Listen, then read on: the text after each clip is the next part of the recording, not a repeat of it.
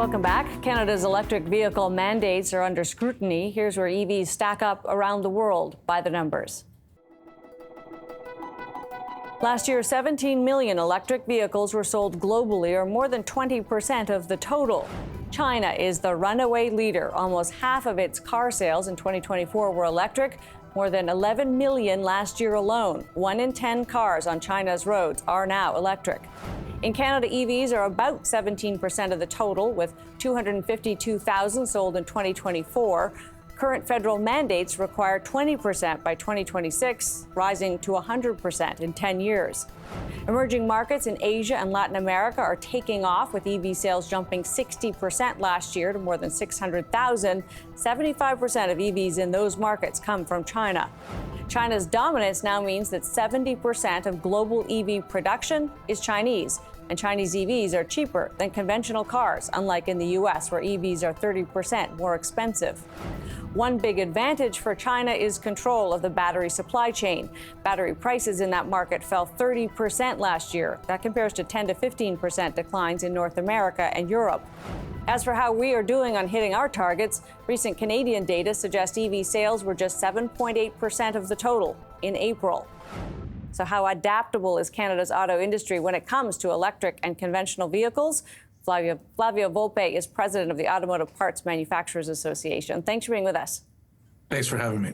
So let's start with the EV mandates. We know there was a meeting. The question is, can we hit those targets? When do we hit those targets? How flexible do you think either side is on this question right now? I think it was a good meeting. There's been a series of meetings. I think the government understands that while we need to be committed to electrification and that it does play to Canada's strengths, both in the supply chain and the eventual battery supply chain, today we're not going to achieve those 20% target for 2026. The companies that sell cars here, and especially the companies that make cars here, are committed to those vehicles. Achieving that target is a function of consumers buying them, and consumer demand on them have chilled. It's likely for the interim, and your numbers and the global numbers suggest that we are on a march that will not be stopped. In the interim, though, if we don't readjust those targets, every unit that companies that manufacture cars here and sell cars here short requires them to invest $20,000 in a charging infrastructure that can be used by any customer, or buy a credit against that's been generated by companies like Tesla or VinFast, who don't manufacture cars here, who don't have Canadian content, who don't employ Canadian manufacturing employees. The numbers are stark. If you fall 30,000 units short because you sell 300,000 units here, but you make 300,000 units here, you have a $600 million penalty. I think the government understands that now's the wrong time to punish those companies, especially the ones that are employers here. Then those companies continue to commit to that product line. Hopefully a lot of this, after the Trump chill goes away, is made here in Canada as intended. So let's talk about that for a second, because, of course, with those 100% targets, which really was an aggressive commitment to making a change, we would all be buying cars like that in 10 years because that's all we could get. With it came massive investments in the infrastructure, right? We saw billions of government dollars pledged to companies to bring the supply chain here, make batteries here. We're seeing that all drift away as well. Is all of this now delayed, and it's going to be kind of status quo, if we can even call it that, Flavio, given what's going on with the trade relationship with the U.S.?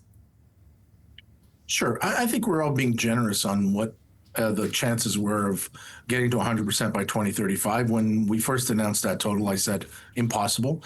You know, and I'm as devoted to the electrified supply chain in Canada as anybody. And in making those deals with those automakers that you talked about, tens of billions of dollars, those deals were production subsidies. Look, commit to the product here, commit to the batteries here. We're going to match the IRA in the U.S. to keep Canada competitive for those investments. And if you make those, the government would flow you back the amount that would have matched the tax credit in the U.S. So we're not on the hook for those tens of billions because those aren't being made. But it's a shame that when all that effort to get all that attention to make all those future commitments here in Canada, we ran into the second Trump presidency. Right. 84% of the vehicles that we make here in Canada get sold to an American consumer. So all of those car companies are right now in a moment of unprecedented flux where the law doesn't matter, only leverage. And that's not a time to punish them. So in terms of where we do go from here, one of the big questions, of course, is going to be how we negotiate a new trade agreement that reflects sort of what the U.S. seems to want while protecting our industry. What's your insight right now in our progress on that front? Will we have a healthy auto industry in this country on the other side of that deal? I don't know where we're going to end. I do know that there is enough of the right people who are charged officially to bind the two countries that are speaking on an agreement that goes that hopefully goes on July 21st. What we want is a lifting of the sectoral tariffs in automotive, steel, and aluminum. What they want is something in return that they don't have. That might be some of the critical minerals that are important in this space. It might mean access to the safe source of oil and gas from Canada. We just don't know because a lot of this is on the president's whim as he balances other relationships. Flavio, great to have you. Always appreciate your time. Always a pleasure. Thank you, Amanda. Flavio Volpe is president of the Automotive Parts Manufacturers Association. A big part of the push to EVs was to help set up the battery supply chain here, and that includes, of course, the development of new critical minerals. So what happens if we take our foot off the pedal to EVs? Sean Devries is executive director of the Battery Metals Association of Canada. Thanks for being with us. Thank you. So let's start with kind of your view of this path to electric vehicles. How much does that matter to those that are producing the metals for batteries? Electric vehicles is obviously a major part of going forward in terms of the energy transition, and it's going to be a big component of where these battery metals go into. So, very significant portion. There obviously, Sean, there's a ton of talk about critical minerals and developing not just the ones we already produce in this country, but new ones. How much scope do we have for that in terms of the critical minerals we need to secure a supply chain whenever that future does come, whenever we do make the full transition to EVs? Yeah, well, and I think it goes beyond EVs. This is energy transition in general, and so there's a lot of critical minerals that we need. Luckily, Canada has abundant supplies of these critical minerals. So the challenge really now is getting those out of the ground, getting them processed into these energy metals that we talk about. So that's really the stage that we're at. We're taking a look at how do we get them from the ground into those materials. And that's the step that Canada is really missing right now, is that materials processing to get them into that form. And of course, we've seen a renewed push to do this. Are you optimistic that A, will get some of the projects done that have been in the works for decades, but then B, to your point, add on things like downstream processing that we haven't done as much of in Canada as we might? Yeah, absolutely. There's a lot already underway, which is the positive thing.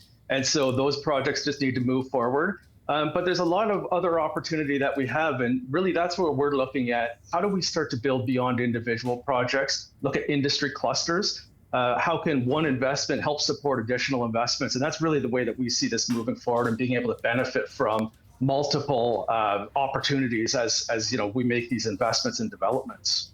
I assume you're finding kind of a new willingness by governments, federal and provincial, to listen to those arguments these days.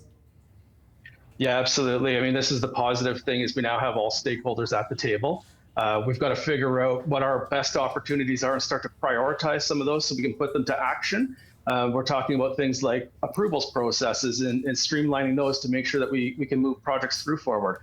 Our faster part of me, we also need the funding. And so those are areas that industry is working closely with government on.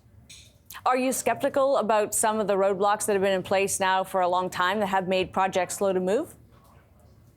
No, I don't think so. I think, again, we've really seen the opportunity here and the need to move this forward. And so it's really about breaking down those barriers and those obstacles now, trying to move forward in ways that we can actually take action on these things. Really, as a nation, this is providing us a great opportunity, but also securing economic and energy security for us as well.